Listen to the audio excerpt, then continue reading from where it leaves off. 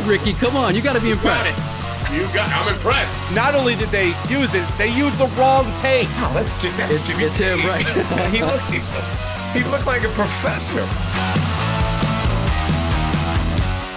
Hi, everybody. Welcome to the Philly Sports Convo. This is episode number 22, which will look a little bit like episode 21. We'll get to that in just a second. First, some business to take care of. If you're looking for a fun time, I do trivia nights twice a week, Tuesday night in Warminster, Thursday night in Huntington Valley. Tuesday, we're at Mike's York Road Tavern on York Road. It's in the name. 7 to 9 with a lot of fun, some great prizes. Thursday, it's Pal's Tap House in Huntington Valley. Again, some great prizes and probably the best pizza you'll ever have. So join me for one of my trivia nights, or both. Why not? Come out to both, you know? You deserve it. Come out to both. All right. So episode 21, we had Marc Farzetta on. And one episode just is not enough time, because I love talking to Marc. To me, he's one of the most talented people working today. We were just talking before we started recording, Marc. I'll say it while we're recording.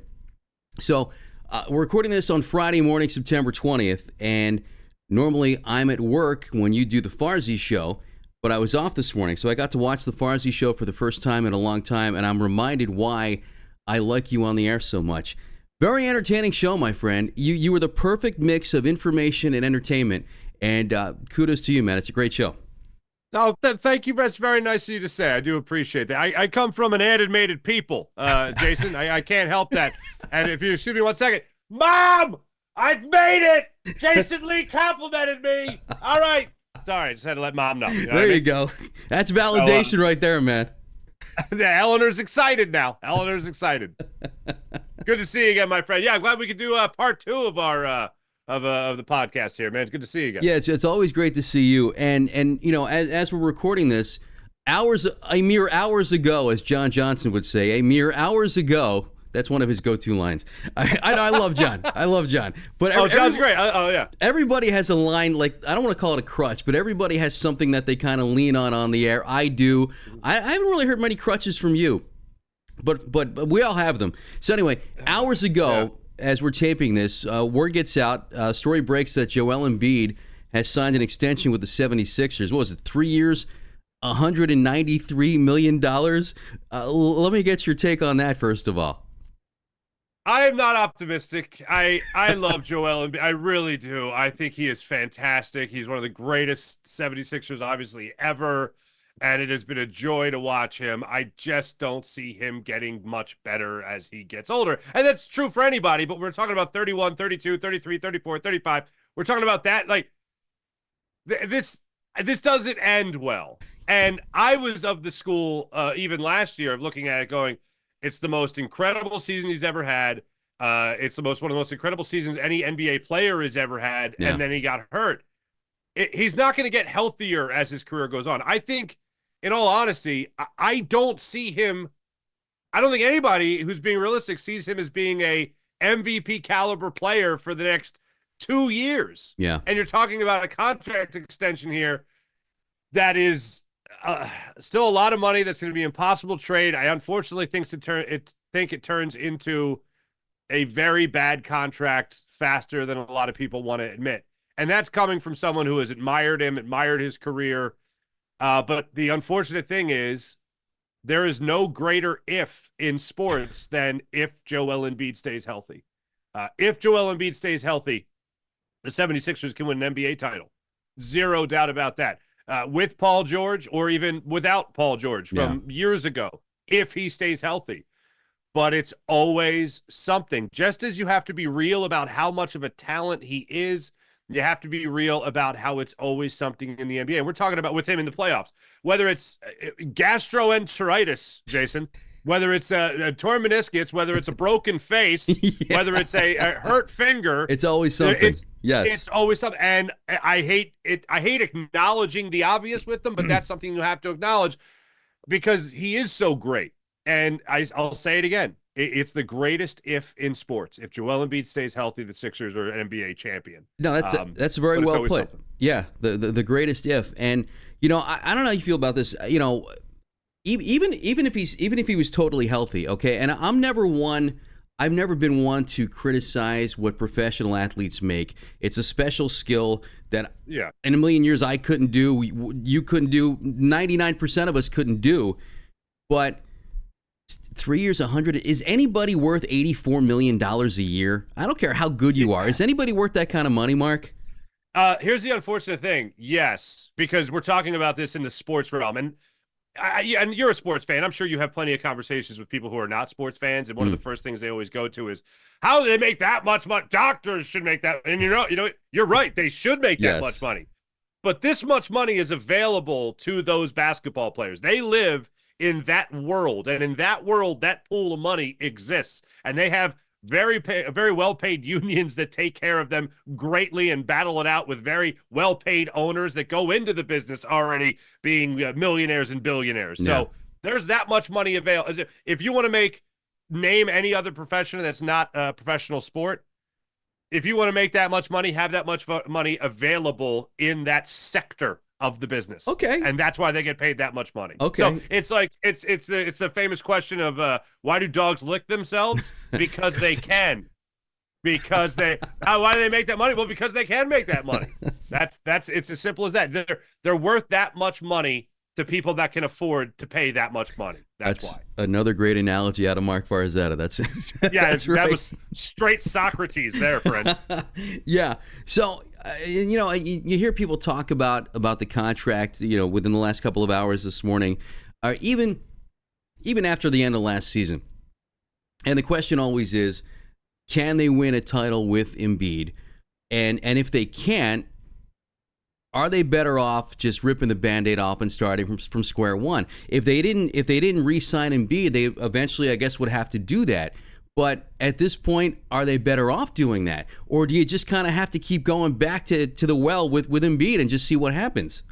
Yeah, at this point, with Paul George being here, with Tyrese Maxey's development, you're a lot closer to winning a championship with Joel Embiid than you are than kind of, I don't want to call it half resetting, because I think you have a franchise player in Tyrese Maxey, but you would have to start over in terms of building the core around another player, and that doesn't happen immediately. That takes, unfortunately, time. God forbid, a process. Yeah. So the bottom line is, I don't ignore the fact also that the Sixers needed to make this move right now. For as much as this might hurt, as much as that Band-Aid right now for the next couple of years is really going to be adhering to the skin, and it's really going to be latching on, and it's going to make it all the more difficult to rip it off later. It's what needed to be done, because the only chance you really have in winning a championship right now is banking on at least the next 2 years, or hopefully the next 2 years of Joel Embiid maybe being healthy. No, two things need to happen. One, these three need to be able to play together. Right. Paul George, obviously, Joel Embiid, Tyrese Maxey, that needs to be figured out, and I think they have the coach in place and Nick Nurse to help this team really figure it out. So that needs to develop. After that, Joel Embiid needs to stay healthy. There's no great analytics to reference here. When you have a great player playing at a great level at a consistent basis, like Joel Embiid's caliber with the supporting cast he has here now in Philadelphia, you can win a championship. But again, it goes back to that IF, capital in both letters there. Yeah, it's unfortunate, because every single sport, and I hate when people say, well, if the Eagles stay healthy, if the Sixers stay healthy, if this, that, because in sports, especially football, for instance, it gets difficult to stay healthy. But the talent, without question, is there. But when it comes to Joel Embiid, we go back to the cliches of, again, it's always something. He's never 100% healthy. And you look at what he did, and here's where I think, or I should say, here's where I really hope a lot of people have changed their tune on Joel Embiid after last year and them losing to the Knicks. Joel Embiid was called soft and has been called soft, continuously gets called soft. My issue with Joel Embiid and him in the playoffs last year was not that he was soft. It was that he was playing it all. That was a gutsy performance by Joel Embiid in the play. He should not have been playing. He should not have been playing. The fact that he said, this is the only chance we have of winning, and he went out there and played, and they still, took it to 6 games, I think it was? Yeah. That is a gutsy performance, and anyone who is soft just bows out of it and says, that's it. So maybe that was one thing that needed to be pushed through for Joel Embiid, and maybe even that brand of basketball that you saw from Joel Embiid in the playoffs against the Knicks, maybe that brand of basketball will be good enough to get out of that round and maybe even past the Knicks last year in the playoffs if you had Paul George on the team. Maybe this version of the Sixers is the best version of the Sixers without Joel Embiid playing at a MVP level. Yeah. Well, we'll see what happens, but you're right. It's a big if. What do they say? Your most important ability is your availability. Yes. Can't make the club in the tub. Yep, yeah, absolutely. I like that. That's even better. See, Mark, you got to document these things, man. I stole that one from my good friend Hollis Thomas. He'd pull that one out all the time. It would really pretty much be what you and I just did. It was almost like a call and response. Somebody would say the best ability is availability, and then he'd say can't make the club in the tub. That's or great. Someone would say club in the tub, and he'd say best ability is availability. Either way, that's the way it would get worked out. Now you worked with Hollis in the afternoon, right? It was you and Hollis and Josh Innes, right? Yes. Yeah, okay. And I worked with Hollis. The first show Hollis ever did at WIP was with me before Wing Bowl, and it was at Finnegan's Wake. Oh, I missed that place. Finnegan's Wake, wow. It was at Finnegan's Wake. That goes back. What was it? Was that 4th and Spring Garden? Something like that, maybe? yeah. Something like that. And Hollis, I'll never forget it. We were talking about the Eagles defense and they needed to be more aggressive. Age old conversation. Some things never change. He goes, he takes a bar napkin and he's talking on the air at the same time. He's like, this is what needs to happen. This is what needs to happen. And he's like drawing on the bar napkin. And I'm like, what is he doing? And I'm like, okay. And he rips the thing off and he shows it to me. Or he pulls the thing off and he shows it to me. And he goes, this is what the Eagles need to do. I'm not kidding you, Jason. It was 11 arrows pointing at one guy that was supposed to be the quarterback. And I'm like, that's just an all-out blitz. You didn't have to draw it up. You could just tell me everyone goes after the quarterback. But I went, yeah, those were the days, man. Yeah. Those were the days. And we don't see those days anymore, Jason. No, we do not. We do not. Will we ever? That's the question. All right. Probably not. Probably not. All right. So I'm curious, one of the many things you do the Locked On Phillies postgame show. I did not get a chance to watch your postgame show last night. Give me the attitude of Marc Farzetta on the postgame show after watching a Taijuan Walker start. Oh, I mean, as you would expect, it was very reserved. Right. No over the top opinions. No, it was. I felt like I'm angry. Like I really try not to let sports get me angry, but when the entire fan base is yelling and screaming about either DFAing Taijuan Walker, yes, or shut down Taijuan Walker, which was my school of thought. Like, look, you're making $18 million next year and the year after. They're not DFAing that guy. Sure. Okay. So here was the logical thing to do after he posted an ERA north of 9. North of 9 in the month of August was to shut him down. They had every excuse, even if you want to call it that, in the book to say, hey, you know what? We think he's a better pitcher than this. We obviously owe him a lot of money. Not that they would acknowledge that, but we're going to shut him down.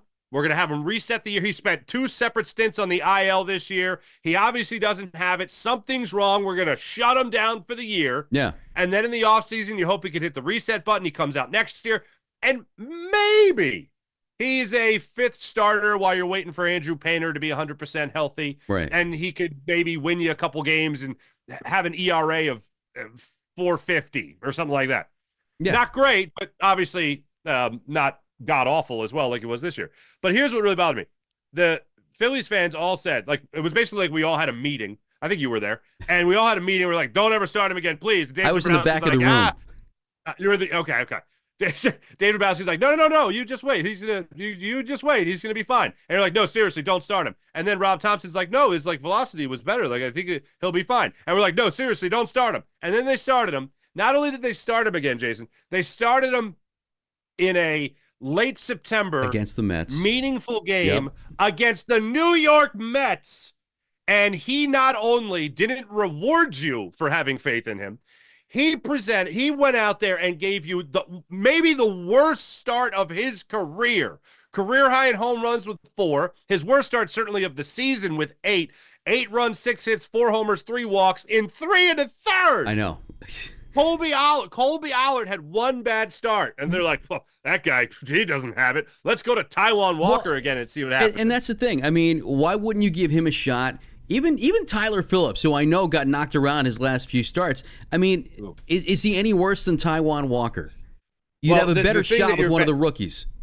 I would see Tyler Phillips to me is a guy that needs to go back and kind of rework some things. And I was making that same call maybe a month ago, but to me, the obvious thing was Colby Allard. Yeah, I agree with you.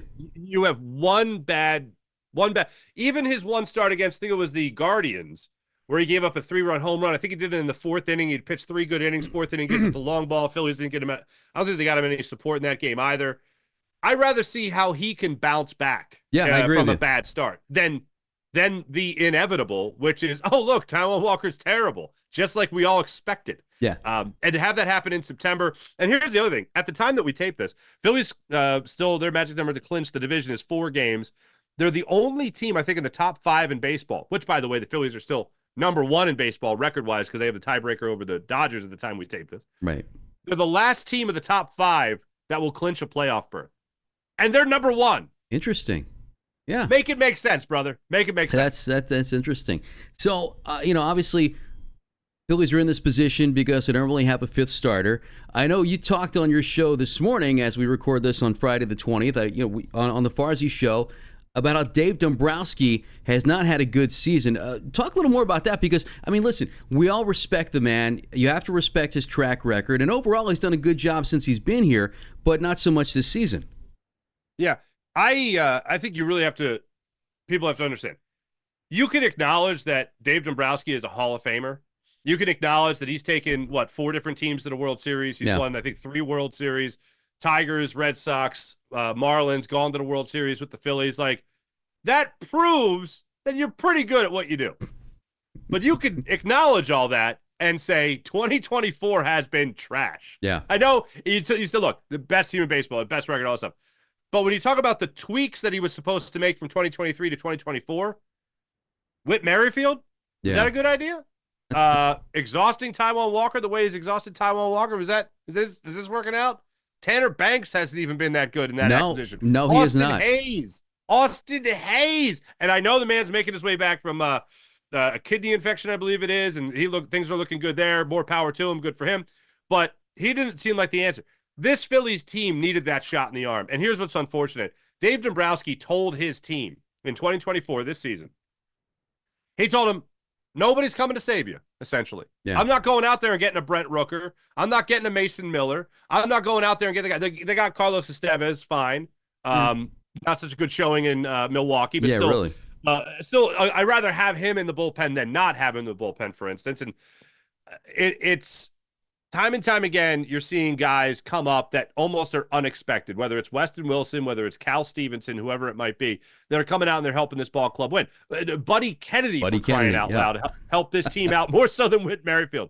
You can acknowledge and never getting that 5th starter in the rotation, so now you're floundering around looking for somebody not named Taijuan Walker, but unfortunately only landing on Taijuan Walker. Right. So that, for me, look, I'm a big Dave Dombrowski fan, and everyone I've talked to that is far more into baseball circles than I am talk about what a wonderful baseball man he is. Oh, sure. What a great guy he is, all that stuff. And it's like, well, yeah, the resume does speak for himself, but one thing that's really that echoes a line, to use this phrase, that lives rent-free in my head, and I've applied this to so many different people that I've met in my life that are brilliant people, and they're the best at what they do, and they're incredible.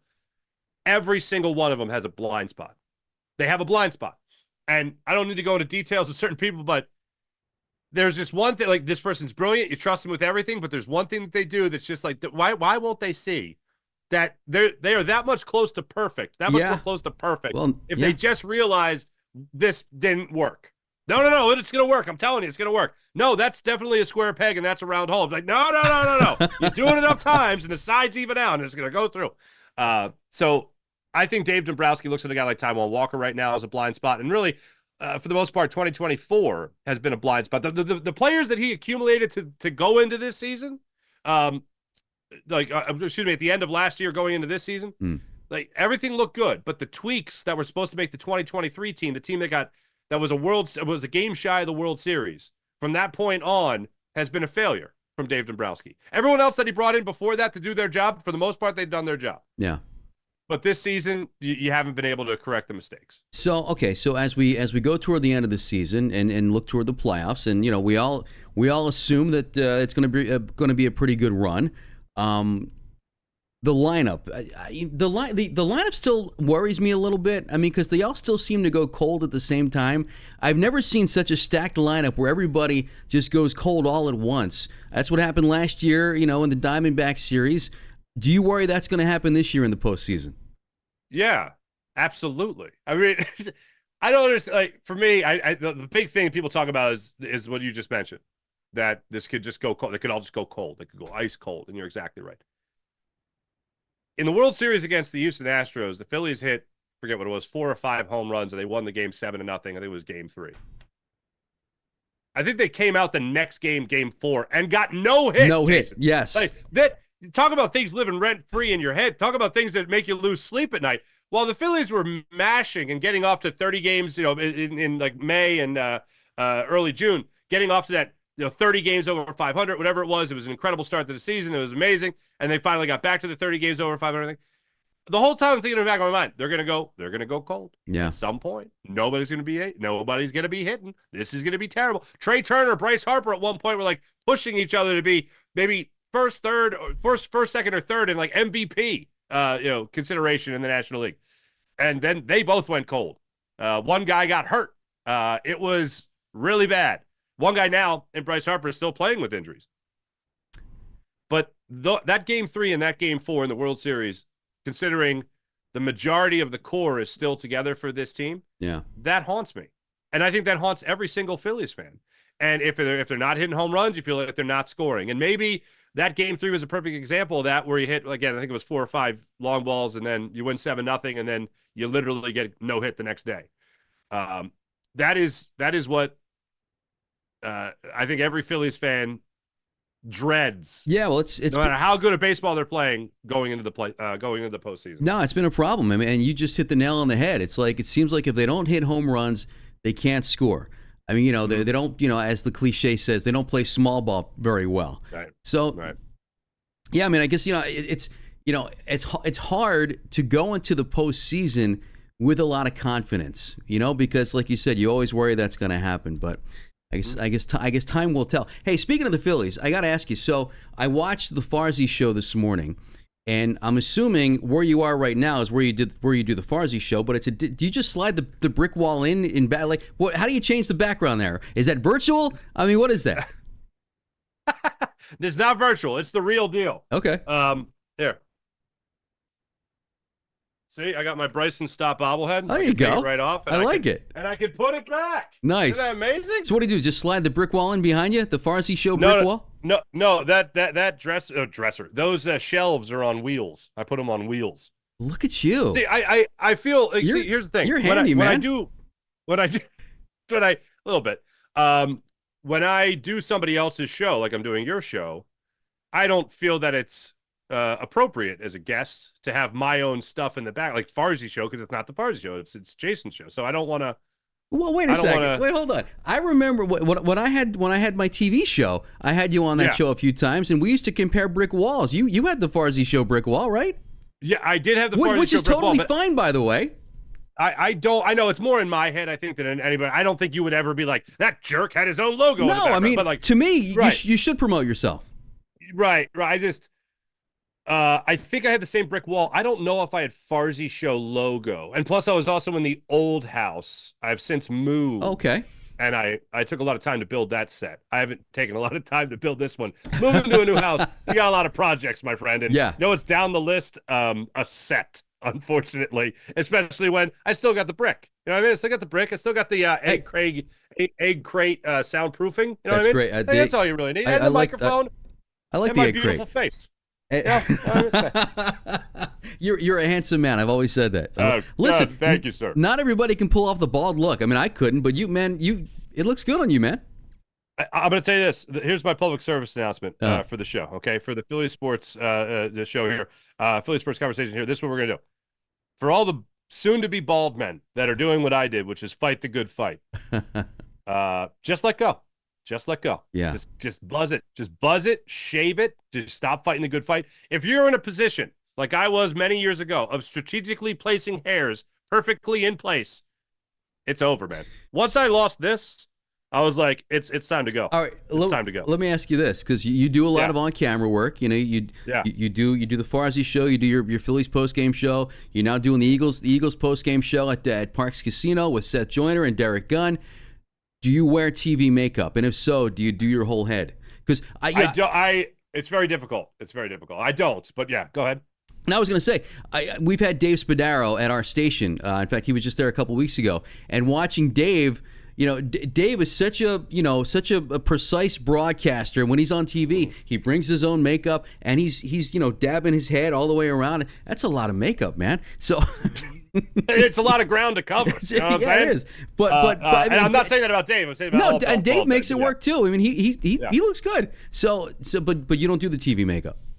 I don't do the TV makeup. I should do the TV makeup. I don't know how to do my makeup well. I need someone being like, "Ooh, right here." You missed neither do I, but it hasn't stopped me yet. So the powdering for if I look at the lighting, like when we blocked, basically, so not to be too inside baseball, but like when you get ready to do a TV show or something on camera, you do something that's called blocking if it's a new set, which basically helps you figure out the lighting and the camera angles and everything. Exactly. So we're doing blocking, and I'm looking at the monitors, and I'm like, oh, good, I don't need makeup for this. The lighting's perfect. In the casino, the lighting's perfect. Oh. So I don't think I need to do it. If we had like one more light, I'd probably be like, need to powder the dome. But fortunately, we don't have that overhead light. We're good. And the three of us are bald bastards. Or as Seth likes to say, he's bald by choice. He is. Either way, you're bald. Either way, you're bald. That's now, Seth does the TV makeup. He does his TV show at our station, so I run into it sometimes. First of all, and I'll tell you this. You talk about an intense guy. What is that like on like Monday night, and I confession, I wake up at 1:00 in the morning for work. So by halftime, I was out by halftime of the game. I didn't see your post game show. The way that game ended, how pissed off was Seth? And not that you want to see the Eagles lose, but how much fun is it doing a broadcast with Seth Joyner when he's like that? It's like for someone in my shoes, I just try to tee him up. Yeah. To give out his opinion. So it doesn't take much after a game like that to put the quarter in the machine, as I like to say. And I basically have to say, welcome back, name the sponsor. That sucks. Seth, your thoughts. Like that. And then maybe for a 20-minute segment, 19 minutes and 39 seconds later, it goes back to me. Yeah. And then I wrap it up. But when I know that when he does when I do the pregame show with him and Gunner, he kind of lays out things that he wants to see. And when I'm watching the game, I try to pay attention to that. And then at halftime, I'll say, hey, what do you need to see? And he'll be like, the run defense needs to improve. The run defense is still terrible. This is awful. We need to get that. This is another. And then I watch the second half and they don't do it. I just know to go in the postgame show. Hey, Seth, I asked you at halftime about what needed to change. And you said the run defense needs to be better. And it wasn't. So... and then he just goes, but he is extremely intense. And he is. I mean, I like you, I grew up around here, man. I grew up in the Philadelphia area. So what's really crazy is that I know Seth Joyner, the player. I know Seth Joyner, the analyst. And then years ago when I was at NBC Sports Philadelphia and I got to know Seth on a personal basis and on a professional basis, I still carried with me that like mantra of like, oh my God, Seth Joyner, like, don't mess with him. He's all business. Of course. You know, you remember, you don't know, and you know me pretty well. Like I am pretty friendly with people. Sure. Like I think, yeah. So like with Seth Joyner, I was kind and obviously respectful, but I just knew to kind of not be as like goofy or, try to be lighthearted because I know he takes everything so serious. So tell you a quick story. And our friend Barrett Brooks tells this story to me all the time. I was there for it, but he still tells me the story. But the story goes, so everyone, like my whole life, me and my cousins, everyone has always called us Farzy. If you have a name like Farzetta, Farzy is just, everyone's been Farzy. So right. I took it. Take that, cousins. No. All right. So anyway, I'm sitting with Barrett and Seth's just sitting there. We're getting ready to do like a post game show. I think it was called End Game at the time. Right. And we're sitting there, and Barrett goes, "Oh, Farzy, your spotlight's or whatever's over there. Just make sure he's cool, thanks." And then I hear Seth just kind of to himself, maybe 90 seconds before we come back from break, he just goes, "Huh, Farzy," kind of like Nearsy. and Barrett starts cracking up. That's hysterical. And I'm there. I'm nervous as hell. I'm like, I don't think he's making fun of my name or trying to make an observation. I think he's referencing some guy they played with named like Nierzinski, but they called him Nearsy. You know what I mean? And I'm like, is he making? And then I see Barrett at me and sees that I'm terrified about what just happened. Like, is he making fun of me? Is he referencing a former teammate? What's he doing? And he goes, far, like run far, but you're Nearsy. And I'm like, oh my God, Seth made a joke. Like I couldn't wrap my head around. Like the last option I had was, oh, Seth's making a joke, because I know him as this stoic, intimidating, intense figure. Yeah. The last thing I expected was him to be, oh yeah, Farzy, like Nearsy. Like what? Like I didn't. And then once I figured it out, I started laughing hysterically, obviously, because I didn't want to get crushed. No. But yeah, I just never expected him to make a joke. And now I know him well, and he's a funny dude. Yeah, like, he's a cool dude. He's a cool dude. I was just at a golf outing, and people were like, "Is he that intense?" And I'm like, "Well, yeah, but he's also awesome. Like, he's a great dude. Like, I really like being around Seth Joyner. I feel like I learned the game of football as you would expect, and he's just a good dude. That, I mean, he took on this endeavor of taking over the post-game show essentially from a business standpoint and all that stuff, and he has attacked that like he has attacked running backs in his career. It's the same exact mentality. Oh, that hasn't left him at all. Oh, he's an intelligent guy, no doubt about that. Yeah. And he's a phenomenal analyst. So when when you tee him up, I mean, he will talk about a play. It's clear, it's concise, it's great. I mean, and to me, for a guy like him, I mean, I got to think some national work is in his future at some point. I think he's that good. When you started working with him, this may sound like a dumb question, but were you nervous? Oh, yeah. Yeah. Oh, like, again, growing up here, knowing the legend that is Seth Joyner, the player, following him as an analyst, there was definitely, like, I think there are certain people that you meet in life that you're always in that kind of area of, like, they're the school principal, Sure. Stand up straight. I was a Catholic school kid, so it was like, to this day, a nun walks in front of me, and I make sure my shirt tail's tucked in. I make sure that I'm standing up straight. Hello, sister. Hi, sister. That kind of thing. Like, there's certain people that you always have a certain reverence around, and Seth is one of those people. Yeah. It's not as much out of fear of disrespecting now, because I do know him a lot better than when we first started. But in that world where I was just getting to know him, there was definitely the, all right, Farzetta, let's like me telling myself, like, lock it up. Don't be as goofy as you normally are, you moron. Like, this is a guy that wants to talk about the game. He doesn't care about your quips, your lighthearted anecdotes. Just get to the story, tee him up, and let him be him. And then you get to know him, and you're cracking jokes with this guy, and you're talking about your things that are going on in your personal life, and yeah, it's great. It's absolutely great. I'm 1,000 times, put it this way, I'm 1,000 times more comfortable, as anybody would be, getting to know someone. Sure. But there's no denying that you better match his intensity with how you would attack your role on a show. Yeah. No doubt. And those are the people that I think we all like to work with. We all love to work with the people that are taking it as serious as you are. And that's from his perspective. That's from my perspective. Like, if Seth Joyner if he wasn't my co-host, if he wasn't the analyst, and I'm teeing up someone who I know barely paid attention to the game or barely really cares about the game, they're just happy to have a job, that's not as fun. That's not as, you can't get into it as much. You try to, but Seth's always operating at that 100% level. And fortunately, him, Derek Gunn, they do that because, I mean, in my own right, I have one gear, and that's straight ahead, all systems go, full speed. To be matched up with guys like that, that only makes you realize that after 100%, you could push through a little bit more. Mm-hmm. And after that, push through a little bit more. And then it only makes you better and better. So that's what it does. It brings the best out of you. Oh, yeah. Listen, you guys bring it all the time, and there's definite chemistry there. And this is no disrespect to the network that Derek used to work for and that actually all three of you used to work for. But when they let D-Gun go, and I love Michael Barkant, so this is no disrespect to him, but that post-game show went downhill. I mean, his locker room interviews were always, to me, what I wanted to see when I watched that his former post-game show. Also, by the way, I'm not just saying this, 'cause look, you and I have known each other a long time. I like you, I respect you. Philly Sports Talk, when you took over that show, was a damn good show, and they didn't give it enough time. Oh. They didn't give it enough time. Yeah, they wanted to revamp something there with me and Amy Fadul, who's amazing.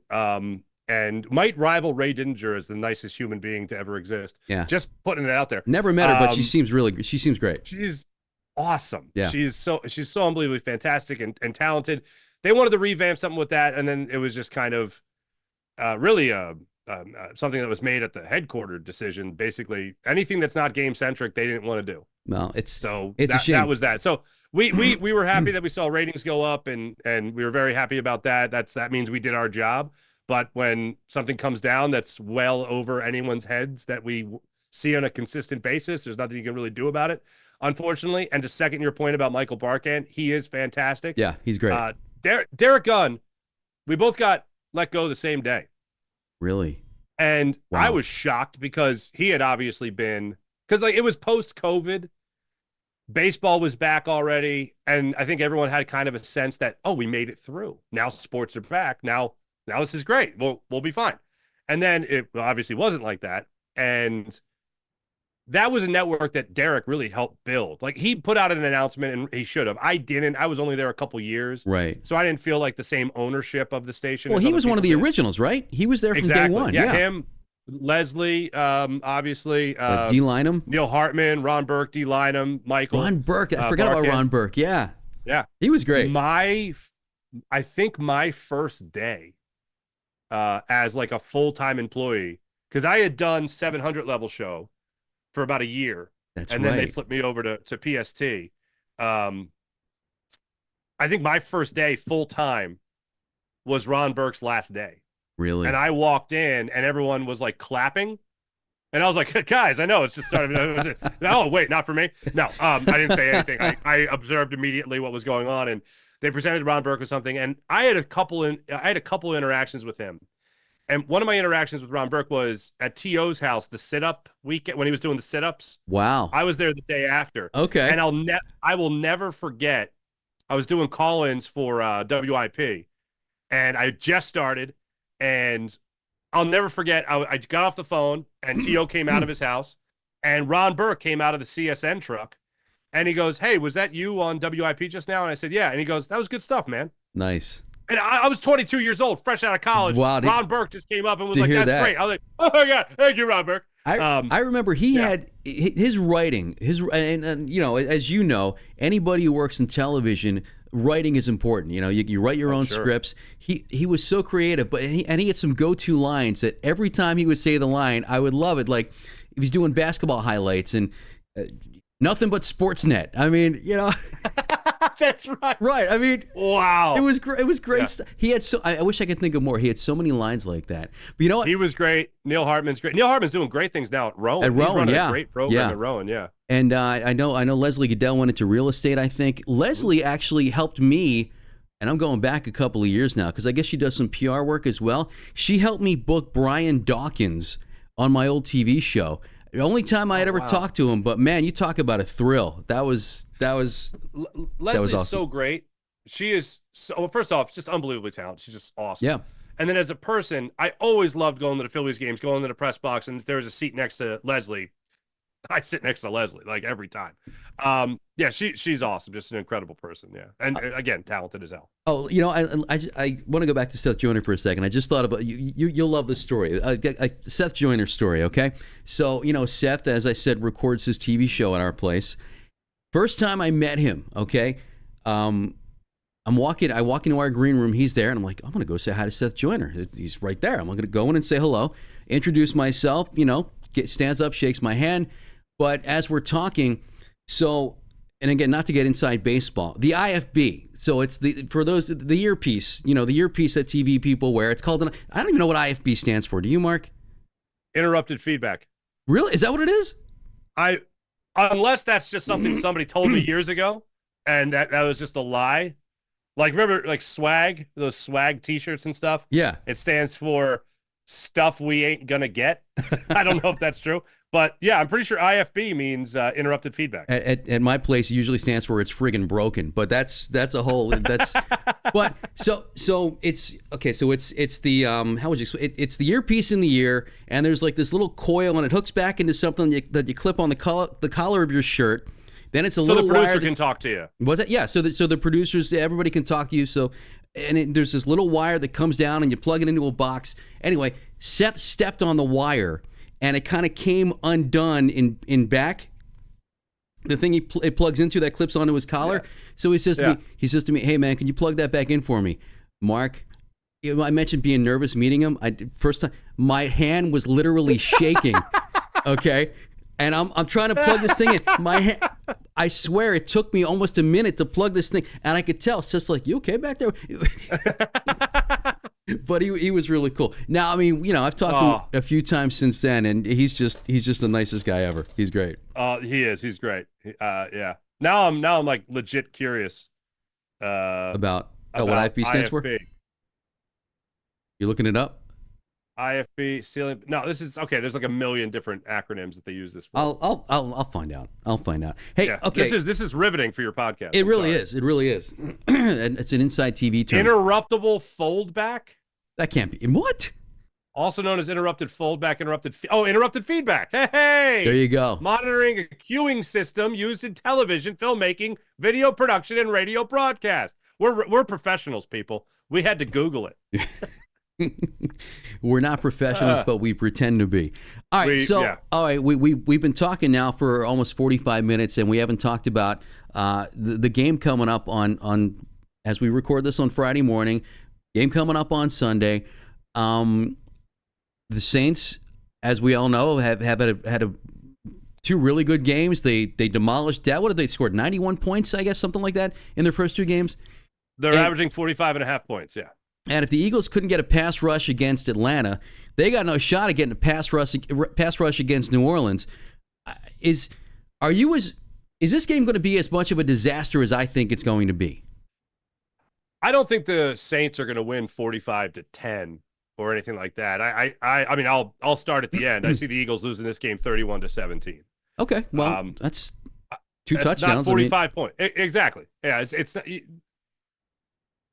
a couple things. Yeah. I know everybody wants to jump on coaching, and I don't know if that makes people feel smarter, but I definitely know that people don't like blaming players. They like blaming coaches. Right.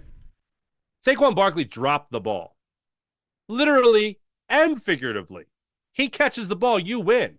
Kellen Moore saw 9 guys in the box and went, probably a bad idea when we want to seal the deal and get a first down here. Probably a bad idea to run right up the middle. Listen, I agree with you, Mark. I mean, the play worked. People who are saying, well, you should have run the ball, the play worked. He just didn't catch the ball, but the play worked. So let's look at 3 things after that play call.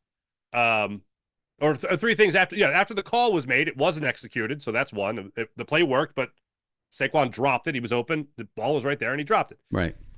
Then they go right down the field, and Darius Slay says he gets caught looking in the backfield. I don't know if that's true, because when I watched the All-22, it just looked like he got burnt like toast. Yep. All right?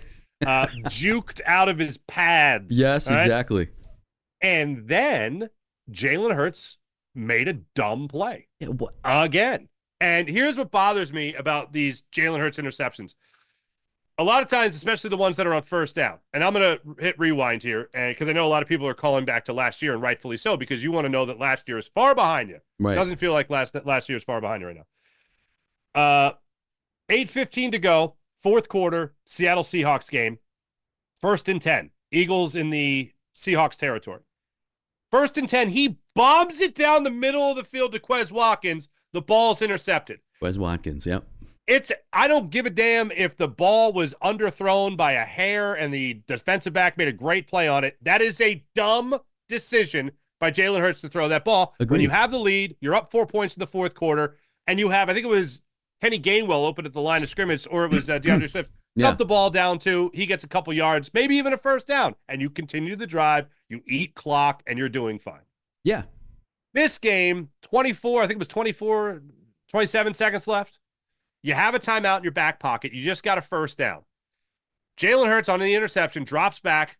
These are the routes that you see. You see Britton Covey shooting across the top of the screen. You see Devontae Smith running, I think it was a post. And then you had Saquon Barkley open in the flat. They ran a TE. Tackle came around the end. They run a TE on that play. Once you see the pressures coming or feel the pressure, one thing you could do, spike the ball immediately, kill less clock. You could spike it at the feet of the guy you know is in the flat in Saquon Barkley. Yeah. Or you put it right in the belly of Saquon. He maybe gets a couple yards, maybe he gets out of bounds, or you call a timeout. Either way, you're not throwing the interception. The third thing, Britton Covey is the inside route. He's the lower route on that play. You hit him in stride, he runs out of bounds, and you gain about 10, 15 yards on that play. You're 10, 15 yards up. You're deep in your territory. You're in field goal range for Jake Elliott, who obviously has a killer leg. Well, that's the he thing. Gets out of bounds, stops the clock, and you still have that timeout left. He made the worst possible decision of 4 options. Yeah, and it seems like it's a pattern because you just make a great point. You've got one of the best field goal kickers in the league. So you didn't really have to go too much further to get into his field goal range. Right. What is it? What is it with Hurts making these bad decisions? He's throwing into double and triple coverage all the time. How worried should we be about this? So here's what really stinks. Again, Saquon catches the ball. Jalen had a great game. And he did. He had a great game. Now, I'm breaking down one particular play where he made an atrocious decision. Right. And I really hope Jalen Hurts is here for 10 years, and I think he's a lot more closer to the guy of 2022 than he is the guy of 2023. As do I. Yep. But you can't deny the fact that 3 interceptions in your first 2 games gives you any semblance of confidence that he's going to put 2023's turnovers behind him when he's turning the ball over even more. And I'm not even – look, I think it's Bush that a quarterback gets charged for a turnover when a center snaps the ball at an inopportune time. But with that being said, there has also been a couple other throws this year that maybe should have been picked. The second interception of the game against the Packers should have been Nixon. He dropped the ball for the Packers going down the sideline there. I think he was covering Jahan Dotson at the time. But then later in that same series, he throws the interception in the middle of the end zone to Jair Alexander, which I think even if A.J. Brown doesn't slip, I still think that's an interception. Yeah.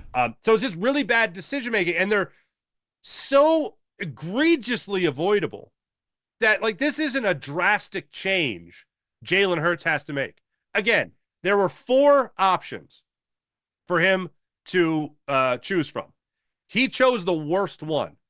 Just like in Seattle, there were many other options for him to choose from before he threw that interception down the middle of the field with 8:15 left. And then at the end of the game, he threw another interception trying to get to A.J. Brown on that play that they famously improvised.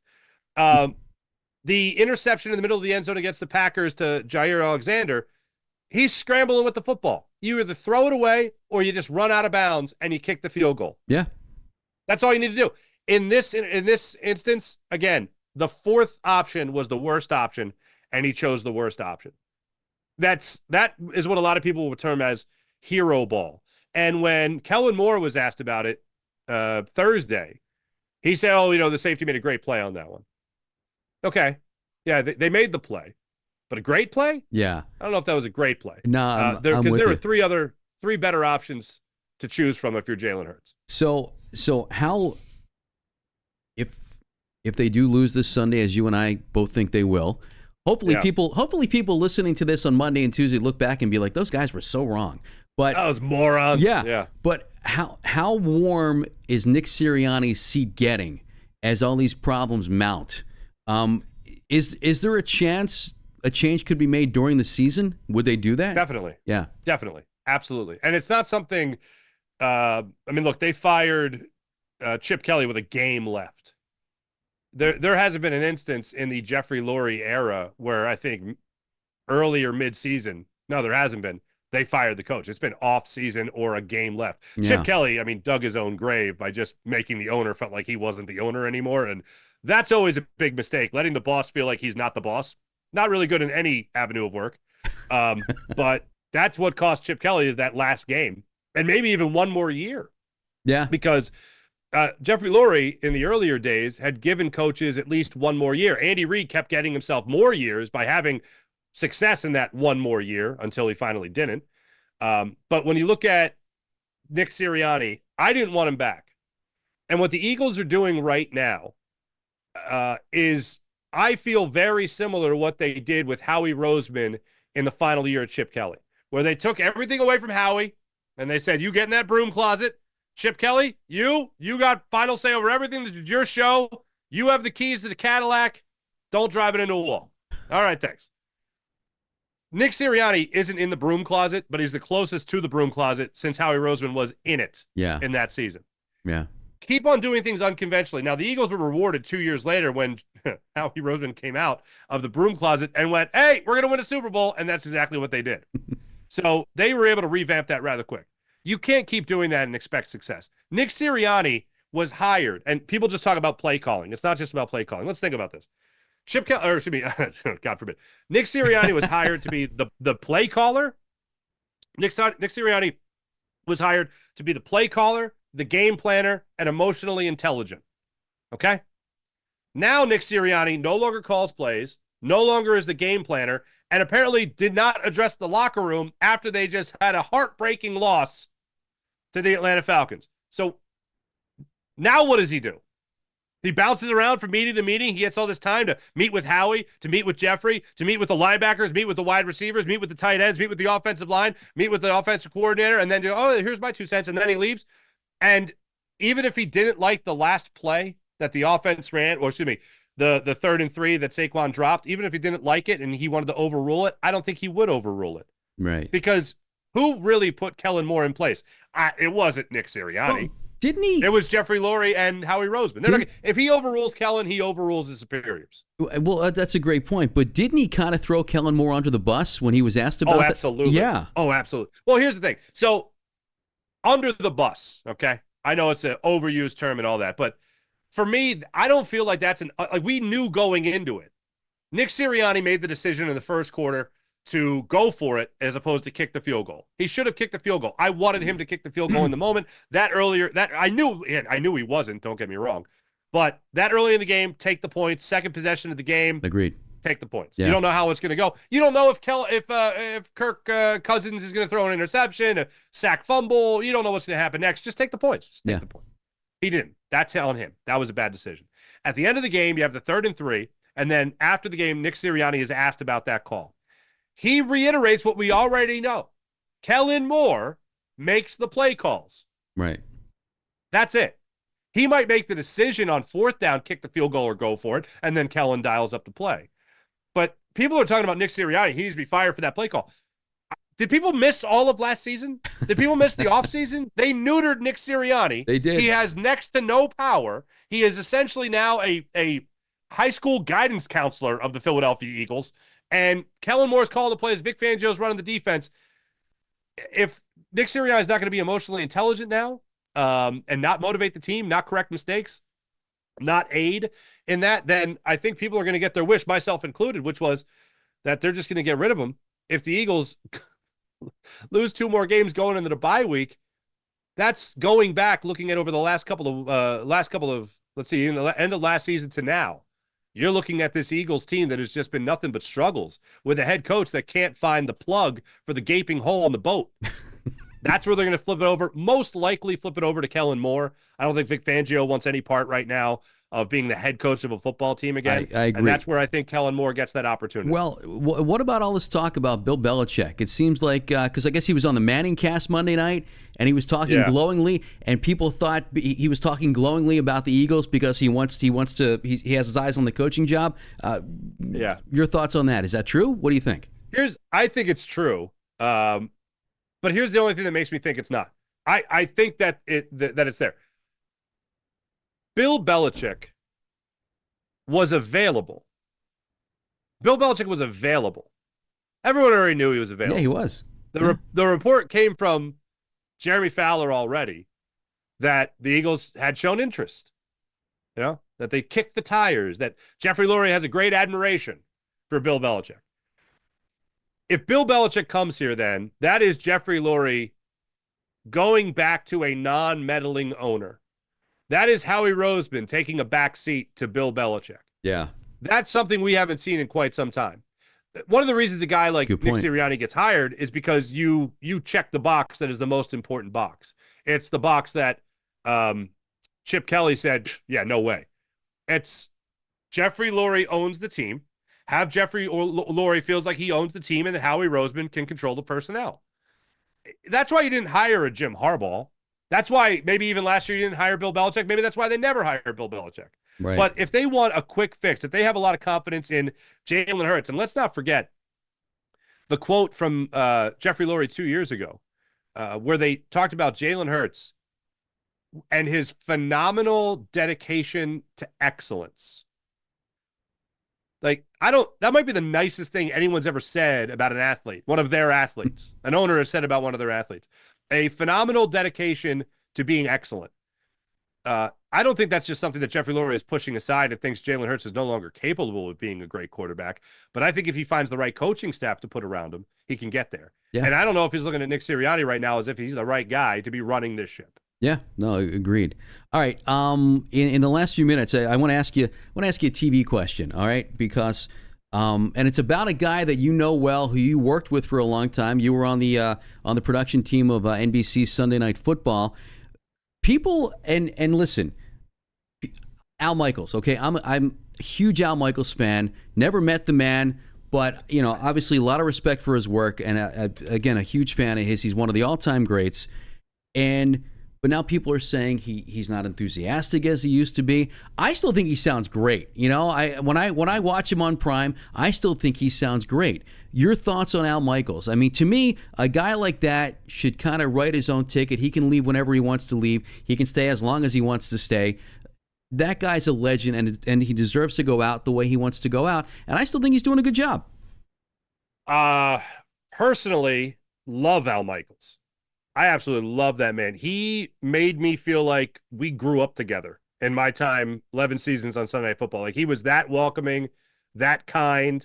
Initially, he always knew me as the kid from Philly, even though for Philly people, I know I'm not from Philly, but he knew I was from the area. You're from Philly. Okay. Yeah. But I'm from Bucks County, but I say I'm from Philly.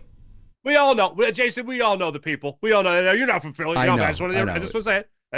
I am so from Philly that I know to never say I'm not from Philly. Good point. Okay.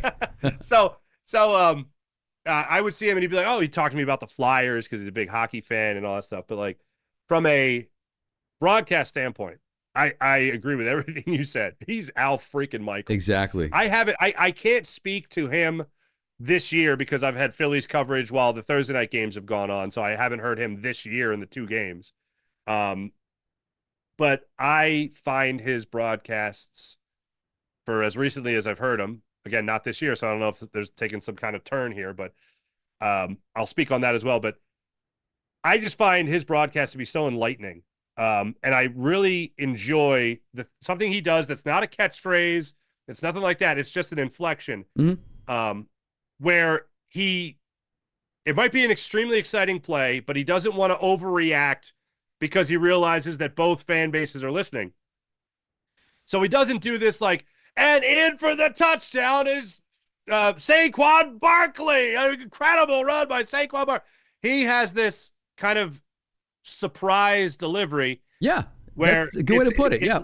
It lets the audience know that he's a little surprised that the defense let this up, but also amazed that they scored the touchdown in the way they did. Right. And his inflection, when you listen to him, it'll be, and through the hole and in for the touchdown is Saquon Barkley. Like, he has this. Nobody does it like him. That is very really good. Interesting. That is really good. It's a really interesting way that he phrases it.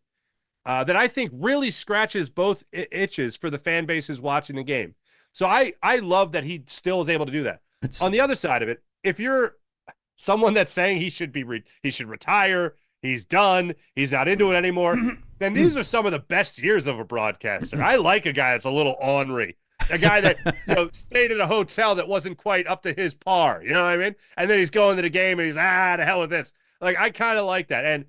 And what I did catch from him last year was almost a little bit of a wink for a guy who's been in the business as long as he has, to like, we're on a digital platform, we're streaming, this is supposed to be television. Like, I can almost hear that in his throwaway lines Right. throughout the course of a game. And I just went like, ooh, Al. All right. What do we got going on here, Albino? But yeah, I love that guy. I grew up admiring him. I am so grateful for the 11 years I was on that crew and seeing him every Sunday. And I'll tell you a quick story. I bumped into him once. There was a Christmas game in Philly that we were doing for Sunday night. I bumped into him coming out of the Sunglass Hut at the shops at Liberty Place in Center City. Okay.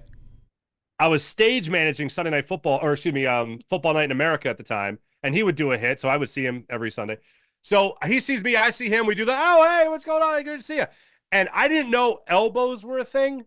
Are you aware of this? People will elbow you? Like if they have I've seen that. To me, it always seems awkward, because one person doesn't expect it, Yeah, that one person was me, Jason, and the person that was giving the elbow was Al Michaels. He had Sunglass Hut thing in his hand. He just bought some sunglasses because apparently there's no sunglasses in California.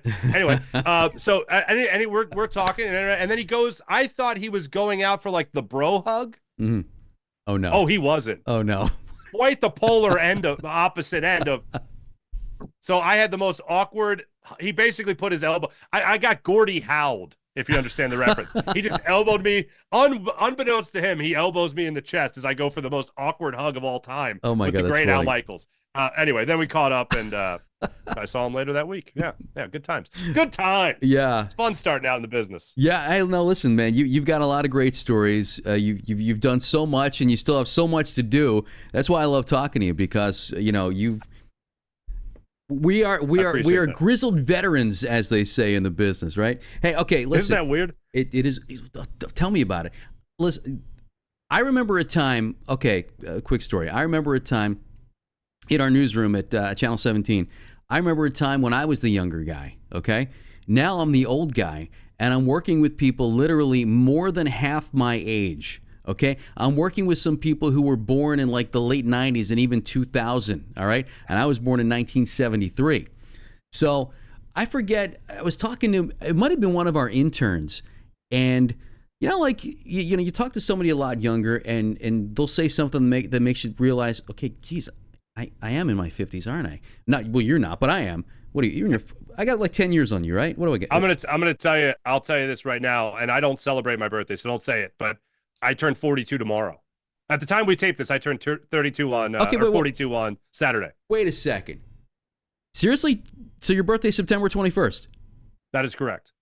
My daughter's birthday is September 21st. She turns 18 tomorrow.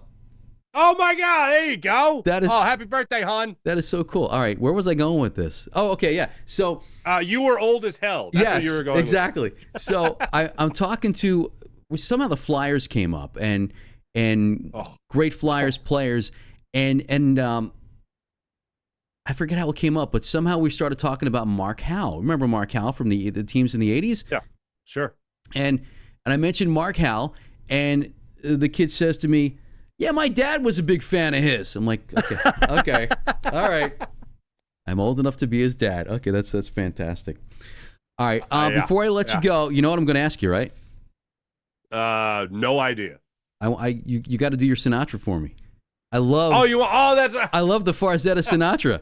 You know what's really difficult, Jason? You know what's really difficult? When the Phillies win a big game, on the postcast, I usually start out with high hopes, but like, I don't want to actually do the Sinatra because like no one that's.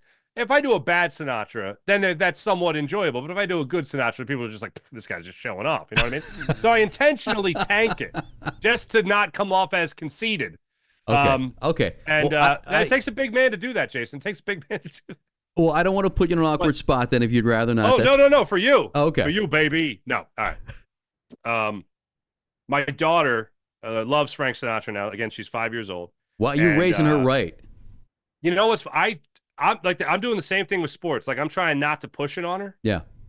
But I'll tell you this. I don't think I told you this before, but in our office, in our den, we have I have a Ocean's 11 movie poster. Okay. Like it's huge. It's like maybe 5x5, 5x4, whatever.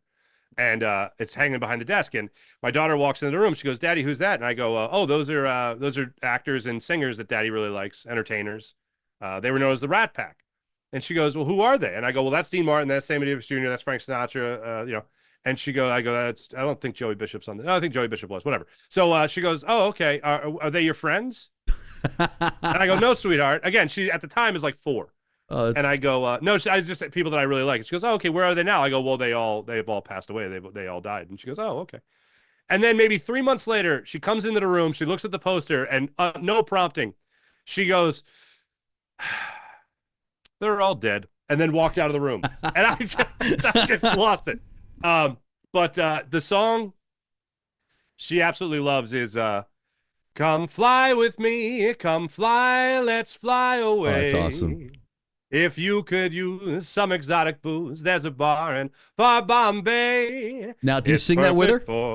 Oh, yeah. Oh, we sing, we dance. It's the most beautiful thing ever in my life. Isn't it? When my daughter says, Daddy, dance with me. Oh, my God. Are you kidding me? Melt my heart. Oh, my God. Isn't parenthood great? You'll dance with her to her wedding to that song, right?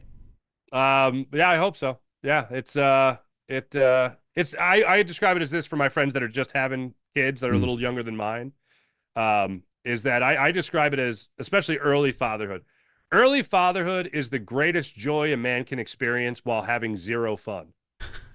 And then no one's planning a bachelor party. That going is really well I know put. what's great. I know what's great, guys. We're gonna raise some kids this weekend. Yeah. No one's doing that. So no one's doing that. Like oh, poopy diapers, great. But I remember in the early stages changing my daughter's diaper for the first time and just being like, there's no place in the world I'd rather be. This is the greatest thing. Yeah. I can't explain it, but it's the greatest thing. And then when they get older, that's where you really start having fun. Like my son, 2.5 years old, very aggressive kid, loves to play fight. When he realized he could start initiating play fighting with me, that was a whole new thing. And Emanuela dancing, like asking me to dance, is like the greatest thing in the world. So that to me is like where the real fun really starts. Well, like you don't enjoy your life more than in those early days. But man, the fun really starts when they get a little older. Oh, and no doubt about that. And I will tell you what I tell everybody, and I'm sure I don't have to tell you this, but savor the moments because they go by quick. Oh, sure. I'm sure it's flown by already. I mentioned to you, my daughter's turning 18. My son is 21. Blink of an eye, man. Blink of an eye. And what sucks is I can't tell people I'm 35 anymore if I have a 21-year-old kid. So, yeah, that'd be weird. That'd be weird, dude. That'd be weird. All right. Hey, listen, Mark, as always, we could keep talking on and on and on, but I've kept you long enough. Thank you. Thank you for doing this. I'm a fan. You're a great friend, and I appreciate this so much. Thank you. Did we start? Did we start it already? Oh, this was recording? Oh, hold on. We didn't start recording yet, did we? Hold on. Damn it. All right. Let's talk for another hour. This was gold. This was gold, friend. We just burned a lot of gold, friend. You know what I mean? Yeah, man. Good conversation, Mark. And we definitely have to do it again. Absolutely. Great talking to you, my man. As always. Good times. Thanks for having me on. Good luck and continued success, buddy. Back at you, brother. Take care. All right. Thanks for watching. Thanks for listening. Episode 22 in the books of the Philly Sports Convo, and we will talk to you next time.